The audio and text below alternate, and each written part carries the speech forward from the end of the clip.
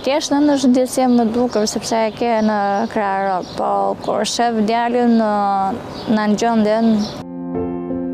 Janë fjalët e një nëne të re, e cila prej 2 muajsh po përballet me sfidën më të vështirë të jetës së saj.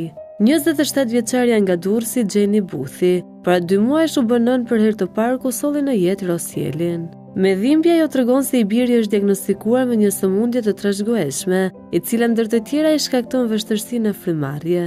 Djali ka lindur 38 javë e 4 ditë, që quhen e lindje prematur dhe është futur direkt intubim dhe me oksigjen në inkubator. Problemet që ka djali, domethënë janë vështirësi frymëmarrje, vrim në zemër, probleme me mushkëritë, probleme edhe me të ridet. Nëna 27 vjeçare tregon se kohën më të madhe e kalon në spital me të birin, ndërsa aktualisht djalin e ka të shtruar prej disa ditësh në shërbimin intensiv në reanimacionin e pediatrisë në QSUT. Po më shumë kam kaluar jetën në spital, do të thuash, gati 2 muaj. Është në oksigjen, në reanimocion. Përveç plagëve të shkaktuara nga sëmundja e djalit, 27 vjeçaria ka një histori të trisht edhe nga fëmijëria e saj. Ajo ishte në barkun e nënës kur e braktisi babai biologjik. Mes dhimbjes së sakrificës, por dhe e vetme, nëna e saj e solli në jetë.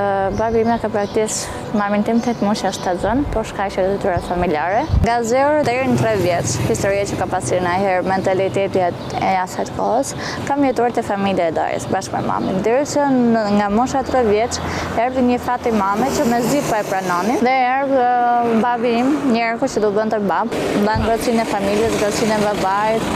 Gjithçka nga mosha 3 vjeç deri në 12 vjeç ka qenë fëmijëria ime shumë e lumtur, sepse nuk e kam pasur atë mungesën e babait për vajzën. Ja mbajtën të fshehtë se kishte një baba biologjik deri në moshën 12 vjeç, kohë kur humbi edhe nënën nga një aksident me makinë. Rastësisht Gjeni mësoi misterin e familjes së saj, e cila ruaj me aq fanatizëm. Krejtësisht ftohtë pas një emocion, ajo tregon momentin e takimit me babain biologjik. Këtë vërtet e mësova kur mbas vdekjes mamit, pas 3-4 muajsh, kur familja e Darjes më mori në kujdesari, sepse unë isha arritur me njerë, por nuk e dija që ishte njerëku im, sepse ai më ka rritur edhe ati ti thrisja bab, domethënë.